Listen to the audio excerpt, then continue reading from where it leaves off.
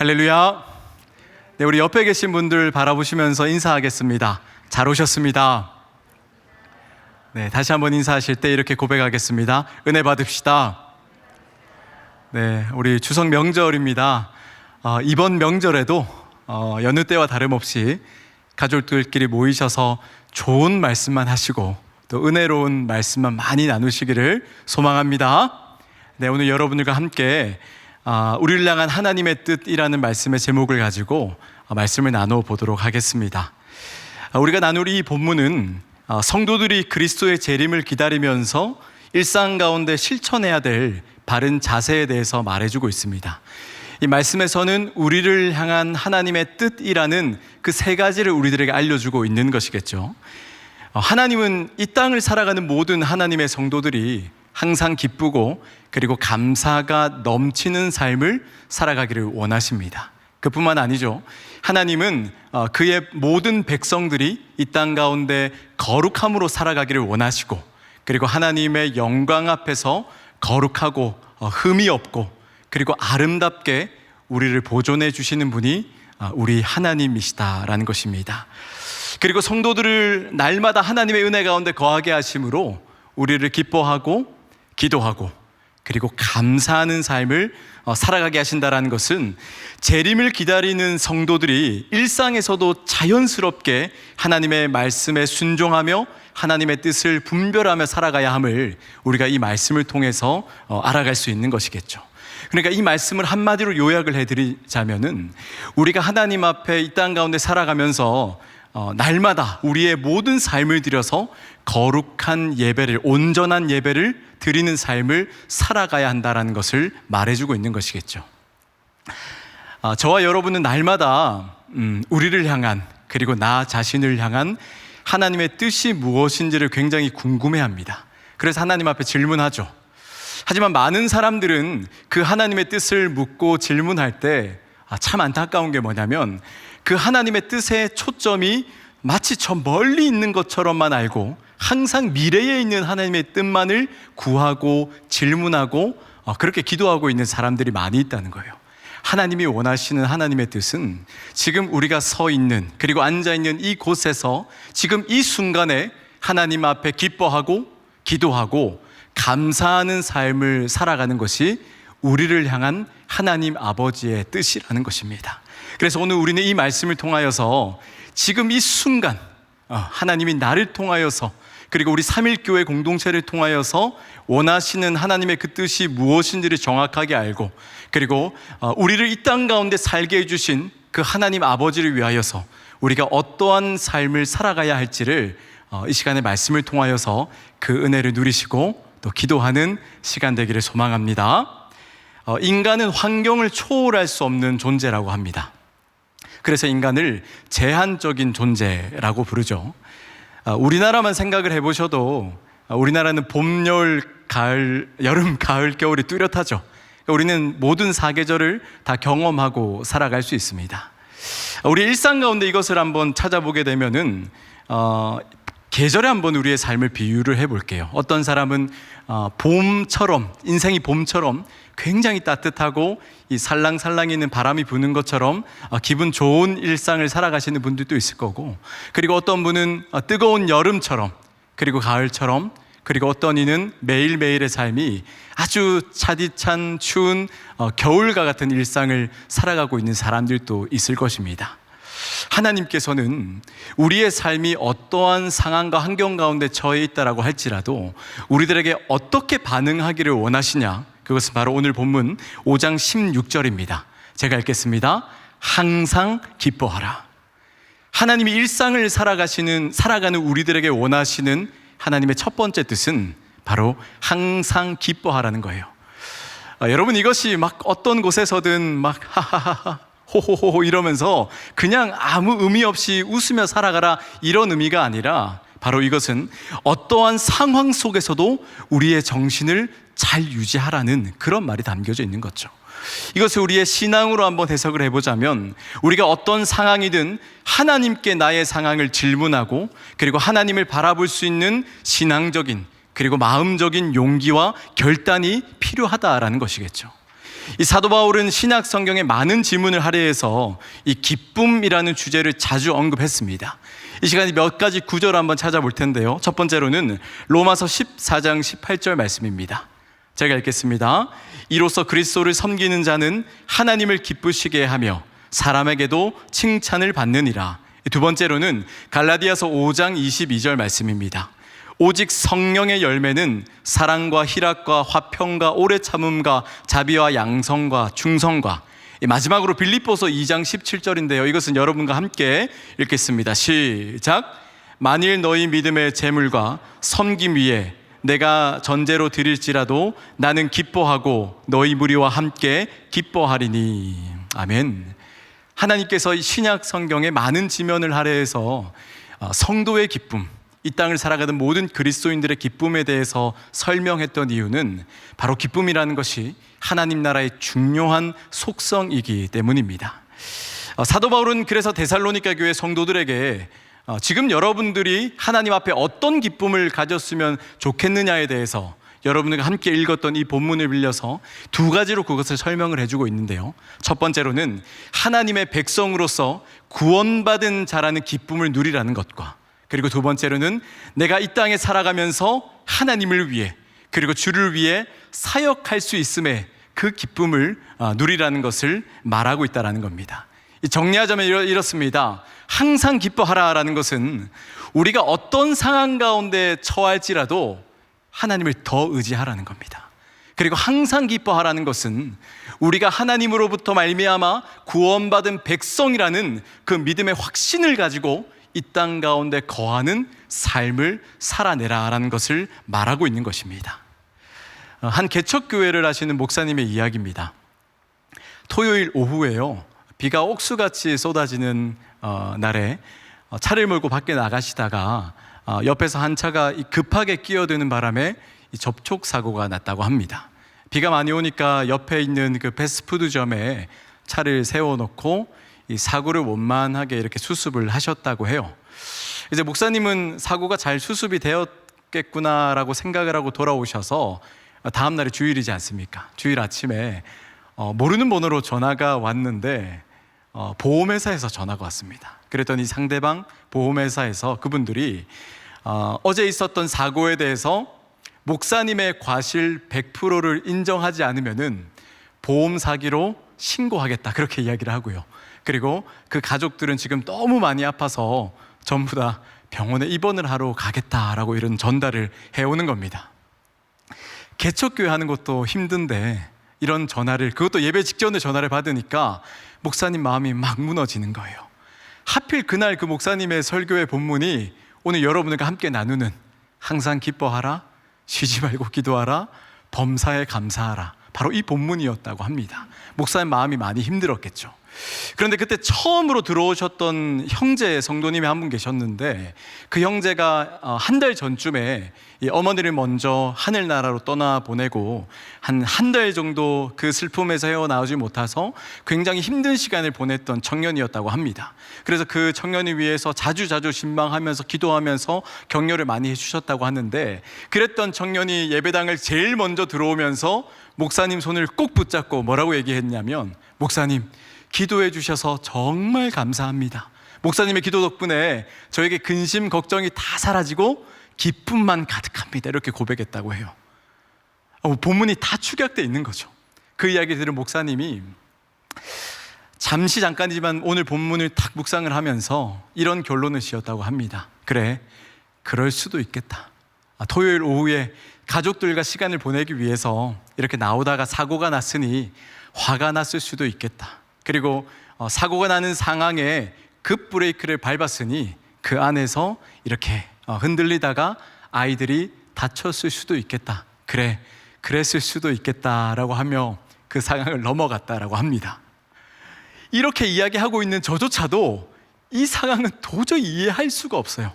그러나 목사님의 이 이야기를 들으면서 저도 아주 천천히 인생에 대해서 하나, 둘, 셋 이렇게 생각을 해보니까 우리가 우리의 삶에 대해서 정말 기뻐하지 않을 수 없는 일은 없겠구나라는 그런 생각이 들었습니다.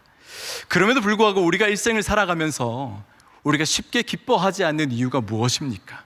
그것은 우리는 너무 풍족한 인생을 살아가고 있기 때문입니다.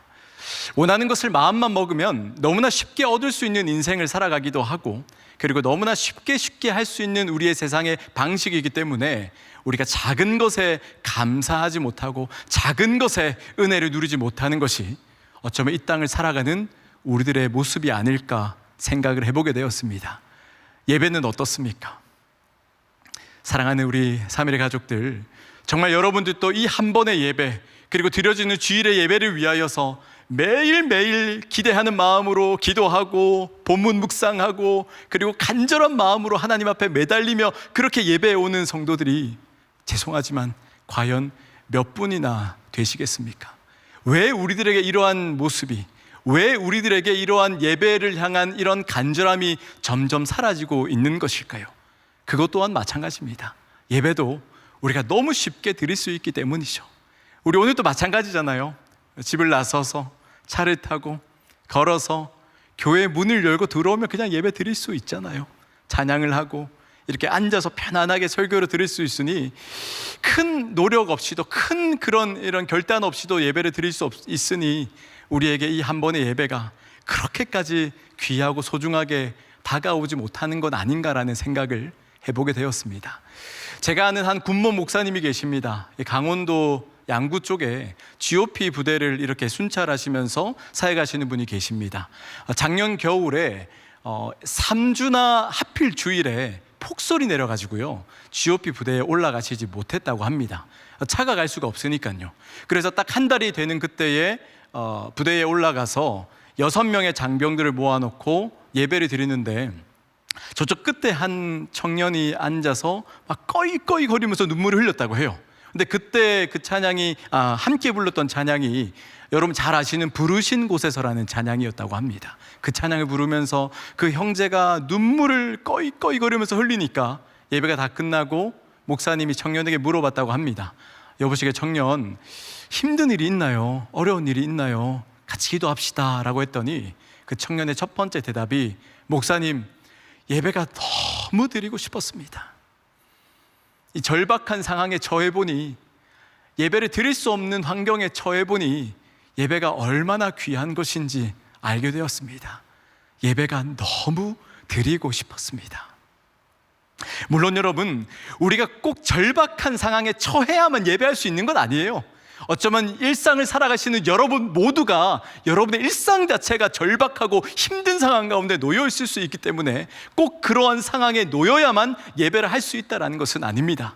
그러나 중요한 것은 우리의 삶에 주어지는 그 어려운 환경, 문제들, 이 모든 것들을 해결할 수 있는 유일한 해결책 방법이 무엇이겠습니까? 그것은 하나님 앞에 드리는 온전한 예배만이 우리의 삶의 문제를 온전히 해결해 줄 수 있다는 것, 그리고 하나님 앞에 온전히 예배를 드릴 때 비로소 연약해지고 깨어지고 상처 많은 나의 마음을 그 하나님의 마음으로 붙들어 주셔서 비로소 이 땅 가운데 날마다 어떤 상황에 처하든지 주님 앞에 기뻐하며 살아갈 수 있는 그런 힘을 얻게 된다는 것입니다.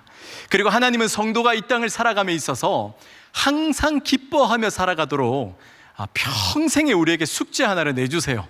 그 숙제가 뭐냐면요, 오늘 본문입니다. 5장 17절입니다. 데살로니가전서 5장 17절 같이 읽겠습니다. 시작. 쉬지 말고 기도하라. 한 번 읽을게요. 시작. 쉬지 말고 기도하라. 읽으신 분들은 다 이 숙제 하셔야 되는 거예요. 쉬지 말고 기도하라. 하나님이 우리들에게 평생에 하라고 내어주신 그 숙제가 바로 쉬지 말고 기도하라라는 것입니다. 오늘 이 본문을 살펴보시면은 기뻐하라, 기도하라, 감사하라 앞에 부사가 하나씩 다 붙습니다. 16절에는 항상, 그리고 17절에는 쉬지 말고, 그리고 18절에는 이 범사에라는 부사가 붙음으로써 모양은 다르지만은 굉장히 이 유사한 의미를 가지고 있는 이 부사를 반복함으로써 하나님께서는 쉬지 말고 기도하라는 하나님의 명령을 우리의 삶에서 지속적으로 실천할 것을 강조하고 계신다는 겁니다. 그런데 어떻습니까? 항상 기뻐하기도 힘든데 쉬지 말고 기도하라고 하십니다. 사실 여기까지도 굉장히 모순적이고 말이 안 되는데 하나님은 범사에 감사하라고까지 우리들에게 말씀하시죠. 참 이 말씀이 어렵지 않습니까? 어떻게 항상 기뻐하기도 어려운데 쉬지 말고 기도하라고 하시고 범사에 감사하실 수가 있는가? 그래서 우리는 이 시간에 이 말씀을 이해하기 위해서 빌립보서 4장 6절 말씀인데요, 빌립보서 4장 6절 제가 읽겠습니다. 기도와 간구로 너희 구할 것을 감사함으로 하나님께 아뢰라. 사랑하는 우리 사면의 가족들, 기도는요 감사함으로 하는 겁니다. 여러분 기도하는 모습을 생각해 보세요. 기도의 첫 번째가 뭡니까? 하나님 감사합니다. 아침에 일어나서 기도하실 때는 하나님 오늘 또 눈 뜰 수 있게 하심에 감사합니다. 하나님 나에게 이 일터를 허락해 주심에 감사합니다. 밥 먹을 때도 마찬가지죠. 하나님 일용할 양식을 주심에 감사합니다. 물론 감사가 있고 그 다음에 기도가 이어지지만 모든 기도의 서두에는 하나님 감사합니다라고 우리는 기도를 시작합니다. 그렇습니다, 여러분. 감사함으로 기도할 때 우리는 진정한 기쁨을 얻고 누릴 수 있다는 겁니다. 하나님 앞에 우리의 상황과 환경을 두고 그 모든 상황과 환경 속에 주님 감사합니다라고 기도할 때 주께서는 그 기도로 말미암아 우리들에게 세상이 줄 수 없는 기쁨을 허락해 주시겠다라고 약속하고 계시는 거죠. 그럼에도 불구하고 저에게 이 부분은 너무나 어렵습니다.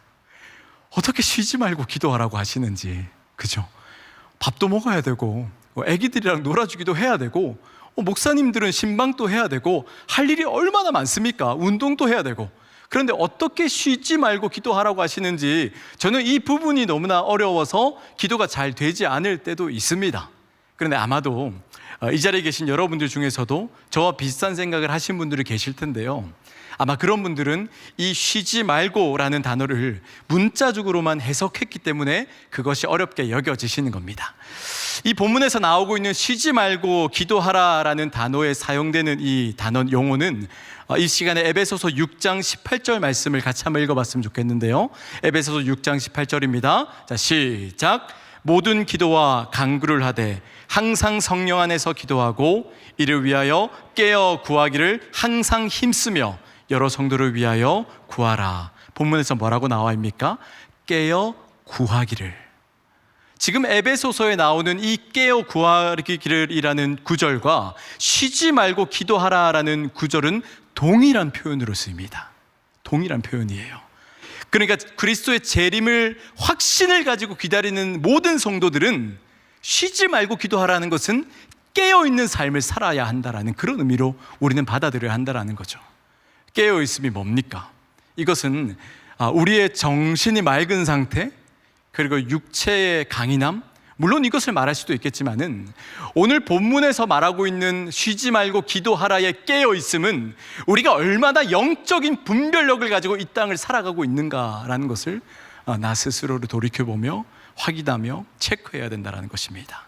따라서 쉬지 말고 기도하라는 것은 우리가 지금 우리의 삶의 문제를 어디에서 그 삶의 문제에 대한 해답을 찾고 있는가, 바로 그것입니다. 여러분, 어디에서 그 삶의 문제에 대한 해답을 찾고 있는가? 여러분 어디서 찾으십니까? 저는 사람에게서 찾습니다. 저에게도 어려움이 있을 때 주변에 이런 가까운 분들, 친구들에게 그런 이야기를 보통 하잖아요. 나 어렵다, 나 힘들다, 나 누가 내게 되게 힘들게 한다, 이렇게 이야기하면 보통의 사람들은 어떻게 합니까? 그 말에 공감을 해줍니다. 아이고 힘들겠다, 괜찮아, 아이고 그 사람 왜 그러냐, 왜 이상한 사람인데, 이렇게 이야기를 하면서 보통 제 마음을 이렇게 공감을 해주잖아요. 제가 보통 저의 그동안의 친구들은 이렇게 저를 공감을 해줬어요. 최근에 3일교회에 와서 사귄 친구가 한 명 있어요. 근데 그 친구에게도 동일하게 제가 어려움이 있었을 때 이렇게 이야기를 했습니다. 어려움이 있다, 이 사람이 나를 힘들게 한다라고 하니까 그 친구가 이렇게 얘기하더라고요. 딱 이렇게 얘기했어요.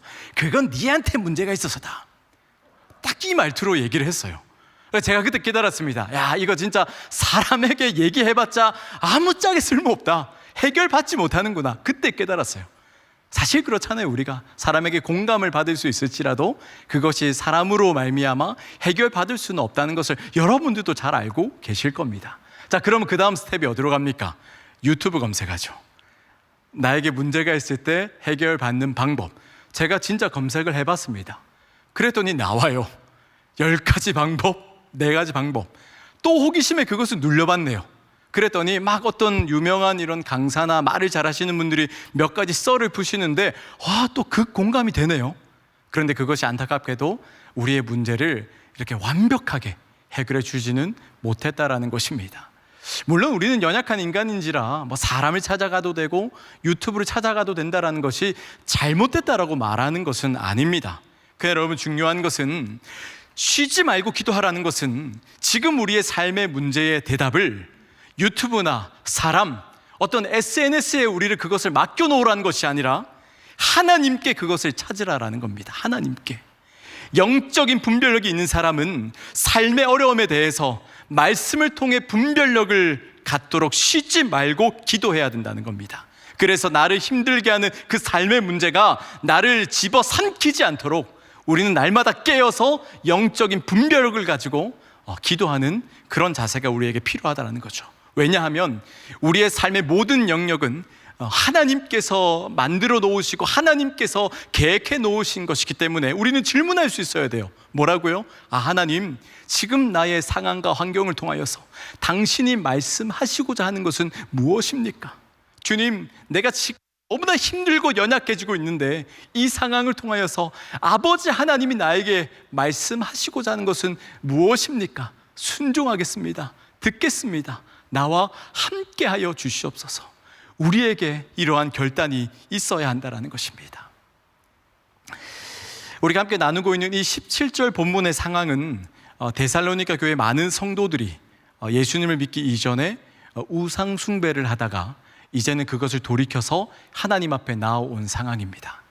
사도 바울은 그렇게 돌이켜서 주 앞에 나온 자들에게 다른 잔잔한 얘기 한 거 없이 딱 한마디로 그들을 권면합니다. 뭐라고요? 기도하시라고요. 기도하라고 권면하고 있습니다. 바울 서신의 많은 지면을 할애하면서까지 사도 바울이 그 성도들에게, 많은 성도들에게 권면했던 것은 여러분, 기도하셔야 됩니다. 기도만이 답입니다. 기도만이 해결책입니다. 사도 바울이 했던 얘기는 오직 주님 앞에 드리는 기도밖에는 답이 없다라는 이야기를 했다라는 거죠. 사도 바울은 규칙적으로 그리고 끊임없이 기도하는 것이야말로 성도의 의무라는 것을 알고 있었고요. 그리고 기도를 해야만 하나님과 인간이 소통할 수 있는 유일한 연결고리가 만들어질 수 있다는 그 확신을 가지고 살아갔던 사람이었기 때문입니다. 그리고 그 사도 바울의 확신은 오늘을 살아가는 우리들에게도 우리의 확신이 되어서 우리는 날마다 소통하기 위해서, 하나님을 만나기 위해서 기도하는 자세가 필요하다라는 거죠. 항상 기뻐하라. 쉬지 말고 기도하라. 이어서 계속해서 사도 바울은 이 명령법을 사용해서 감사하라라는 권면을 합니다. 17절에서 기도하고 권면한 바울이 이제는 기도의 다른 표현이라고 할 수 있는 감사에 대해서 설명하고 있는 거죠. 감사라는 것은 바로 기도의 연장선이고 그리고 하나님의 백성의 중요한 정체성입니다. 우리는 모든 일에 감사하며 살아갈 수 있나요? 좋은 일에는 감사가 나오죠. 그죠? 나이가 학교에 합격을 하고 원하는 직장에 들어가고 그리고 나의 기도가 이루어지고 그리고 뭔가 나의 삶이 순탄하게 잘 풀어질 때는 하나님 감사합니다라가 절로 나오잖아요. 근데 어떻습니까? 내 상황이 힘들고 어렵고 좌절되고 병이 걸리고 너무 이 앞길이 보이지 않는 상황 가운데 놓일 때도 감사가 잘 나오나요? 창세기 45장을 보시면은 우리가 너무나 잘 아는 요셉의 이야기가 등장합니다. 요셉 잘 아시죠? 형들에게 부모님에게 너무 사랑을 많이 받았더니 형들에게 미움을 사서 버림받았습니다. 부모와 강제 이별을 겪게 되는 거죠. 그러니까 아무도 모르는 땅에 이렇게 가서 먹을 것도 제대로 없고 입을 것도 없어서 얼마나 춥고 배고프고 부모님이 보고 싶은 삶을 살았겠습니까?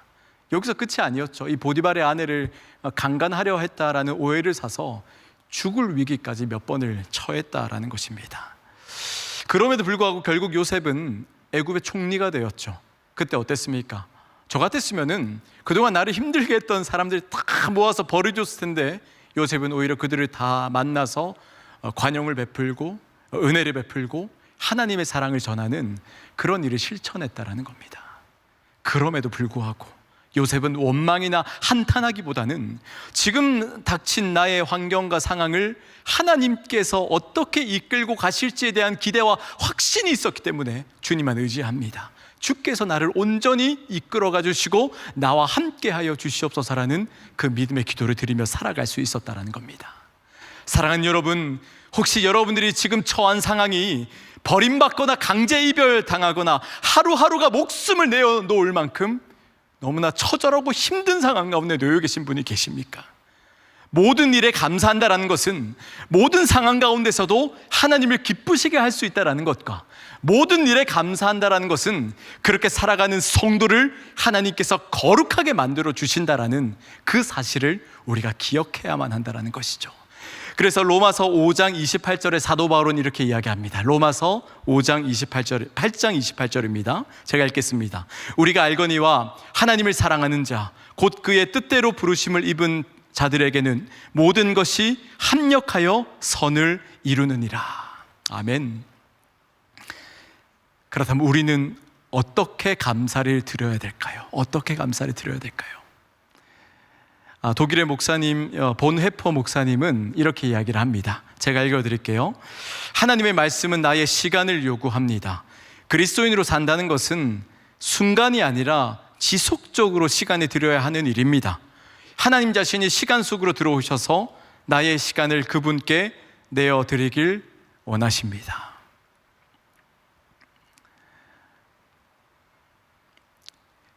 우리의 인생의 시간 속에 감사는 몇 시간 정도 존재합니까? 우리의 인생의 시간 속에 하나님을 향한 감사는 몇 분 정도 존재합니까? 오늘 본문에서 말하고 있는 범사에라는 것의 시점은요, 항상을 의미하는 거예요. 항상. 하나님께 항상 우리 자신의 시간을 드리며 우리의 삶을 드리며 살아가야 한다라는 겁니다.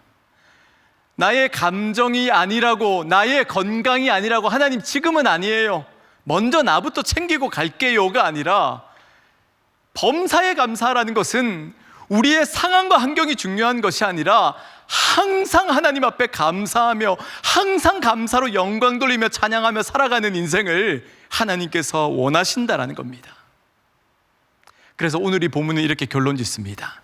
5장 18절을 다시 한 번만 더 띄워주시겠습니까? 5장 18절 같이 읽겠습니다. 시작. 범사에 감사하라. 이것이 그리스도 예수 안에서 너희를 향하신 하나님의 뜻이니라. 이는 그리스도 예수 안에서 너희를 향한 하나님의 뜻이니라. 성도의 온전한 삶을 위한 하나님의 뜻은 무엇입니까? 데살로니가전서 4장 3절에서는 그것을 이렇게 이야기합니다. 같이 읽겠습니다. 시작. 하나님의 뜻은 이것이니 너희의 거룩함이라. 너희의 거룩함이라. 하나님의 뜻은, 우리를 향하신 하나님의 뜻은 뭐라고요? 하나님의 백성이 거룩하여지는 것을 주님께서 원하시고 계신다라는 겁니다. 그러니까 오늘 본문이 이거죠. 항상 기뻐하라, 쉬지 말고 기도하라, 범사에 감사하라. 이 세 가지를 하나로 뭐라고 말할 수 있습니까? 거룩하라라는 겁니다. 거룩하라. 하나님의 백성답게 거룩한 백성으로 이 땅에 살아가라. 그것을 말하고 있는 것입니다. 성도는 일상 속에서 하나님의 뜻을 실천하는 삶을 살아내야 합니다. 기뻐하고요, 기도하고 감사하는 것, 이것은 우리가 살면서 매일 경험하고 실천해야 될 신앙인의 모습입니다. 거룩한 자들의 자세라는 겁니다.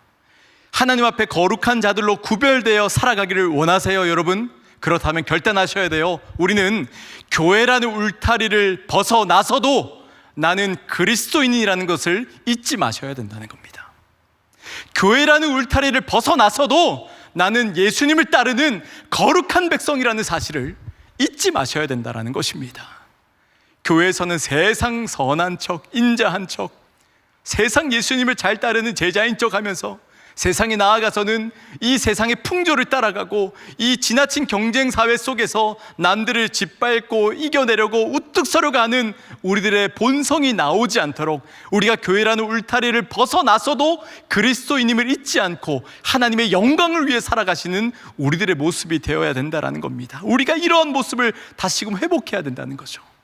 그렇다면 우리가 어떻게 살아가야 될까? 초대교회 성도들은요, 초대교회 성도들의 삶의 모습은 굉장히 심플했어요. 굉장히 심플해요. 두 가지예요. 딱 첫 번째로는 삶의 자리에서 최선을 다했습니다. 그리고 두 번째로는 예배의 자리에서도 최선을 다해서 하나님 앞에 찬양하고 예배하고 영광 돌리며 나아갔습니다. 여러분, 이것은 삶의 예배라는 측면에서 당연한 거라고 말할 수도 있겠지만은, 여러분, 이것은 구원받은 백성이기에 마땅히 행해야 되는 모습이라는 거죠. 우리에게 필요한 모습이 이것입니다. 우리에게 회복되어야 될 모습이 이것입니다. 신앙도 선한 행실도 너무나 무너져 버린 이 세상 가운데 우리 그리스도인들이 정말 예수 믿는 사람들은 어떻게 살아간다라는 것을 우리의 모습으로, 삶으로, 신앙으로 증명해내며 살아가야 된다는 것이 지금 이 땅을 살아가는 거룩한 하나님 나라의 백성들이 행하여야 될 그런 모습이라는 거죠. 그래서 이 초대교회 성도들은요, 정말 이렇게 선한 행실로 세상에서나 그리고 그들의 삶에서나 동일한 모습으로 살아갔기 때문에 이들을 보고 많은 이들이 교회에 나왔죠. 예수님을 믿게 됐죠. 그리고 그들이 또 훈련받고 하나님을 영접해서 동일하게 놀라운 영적인 역사가 일어나므로 초대교회는 엄청난 영적인 부흥과 그리고 양적인 부흥까지도 일어났다라고 합니다. 항상 기뻐하고 쉬지 말고 기도하고 범사에 감사하는, 이것이 너무나 큰 부담으로 우리들에게 다가올 수도 있겠지만은, 그러나 우리에게 주어진 거룩한 부담임을 잊지 말고 우리가 그것을 날마다 실천하는 가운데 초대교회에 있었던 그 놀라운 영적인 양적인 부흥이 항상 기뻐하고 쉬지 말고 기도하고 범사에 감사함으로 살아가는 거룩한 백성인 우리 사랑하는 삼일교회 성도를 통하여서 다시금 이 부흥의 역사가 회복되기를 주님의 이름으로 축원드립니다. 우리가 기억해야 될 것은 오늘 이 본문은 명령형으로 되어 있습니다. 명령형, 그러니까 기도하라, 기뻐하라, 그리고 감사하라 이렇게 말씀하시잖아요. 성경에서 하나님이 명령형으로 사용하셨다는 것은 엄청나게 강조하신다는 거예요. 강조하신다는 거예요. 강요가 아니라 강조예요. 그만큼 우리가 꼭 이 땅 가운데 실천하며 살아갔으면 좋겠다라고 말씀하시는 거죠. 하지만 우리가 이것을 단순한 명령조로 받아들인다면, 와, 이거 너무 힘든데 어떻게 항상 기뻐하지? 어떻게 쉬지 않고 기도하지? 어떻게 모든 일에 감사하지라고 이야기하면서 한숨밖에 나오지 않을 겁니다. 그러나 여러분 기억해야 될 것은, 혹시 괜찮으시면 5장 18절 다시 한 번만 더 띄워주시겠습니까? 이 본문을 보시면은 중간에 이렇게 나오죠. 그리스도 예수 안에서, 그리스도 예수 안에서. 이게 무슨 말인 줄 아십니까? 예수 안에 살아가는 모든 그리스도인들에게 하나님이 항상 기뻐하고 쉬지 말고 기도하고 범사에 감사할 수 있는 능력을 이미 주셨다라는 겁니다. 그 특권을 이미 우리들에게 선물로 주셨다라는 거고, 우리는 그것을 소유한 주님의 백성이라는 거예요. 우리에게 이미 그것이 들어있는 거예요. 우리가 억지로 따라가야 되는 것이 아니라 우리는 이것을 마땅히 해낼 수 있는 능력을 소유하고 있는 하나님 나라의 거룩한 백성이라는 겁니다.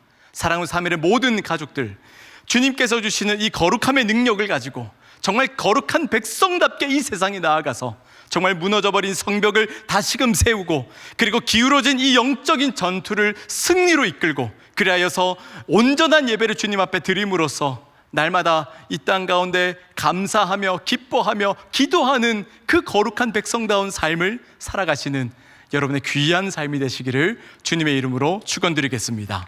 이 시간에 부르신 곳에서 같이 찬양하며 기도하도록 하겠습니다.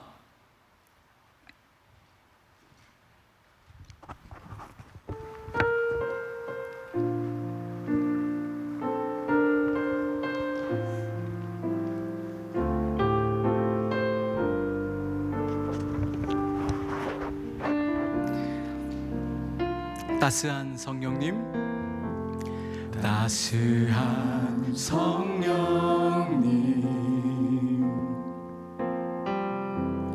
마음으로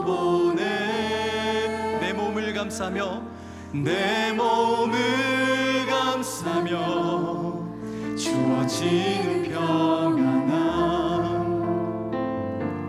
만족함을 느끼는 한 번 더 고백합니다. 따스한 성령님, 따스한 성령님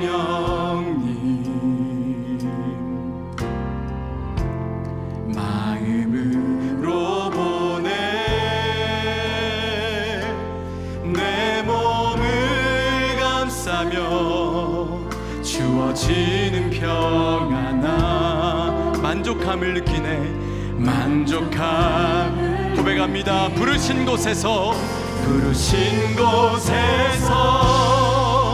나는 예배하네 어떤 상황에도 나는 예배하네 부르신 곳에서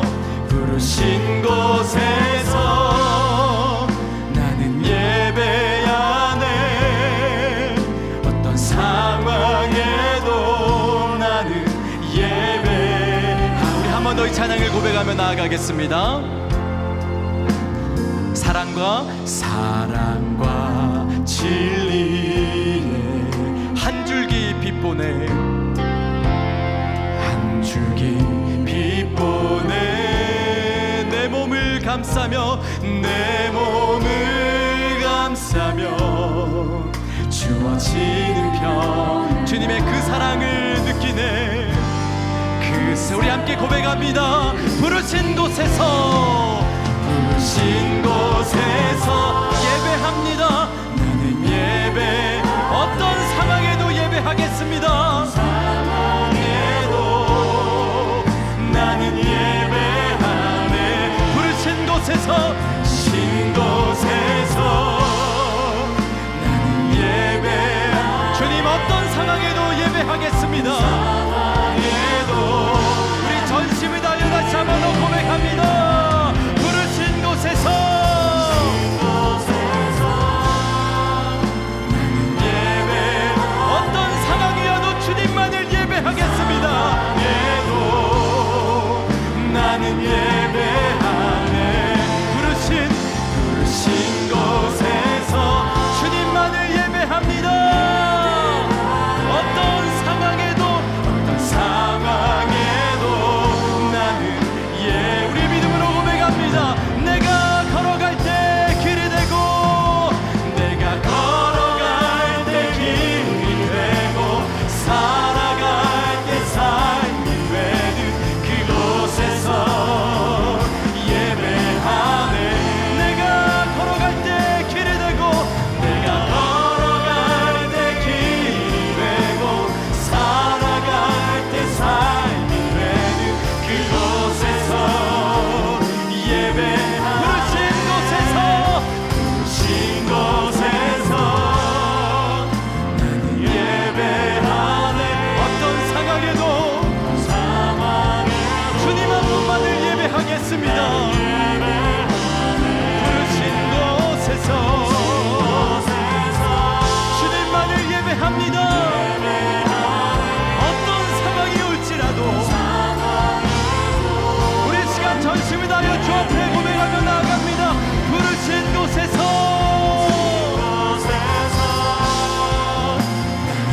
예배하네 어떤 상황이 올지라도 우리가 주님 한 분만을 예배하는 예배대로 나아가겠습니다. 부르신 곳에서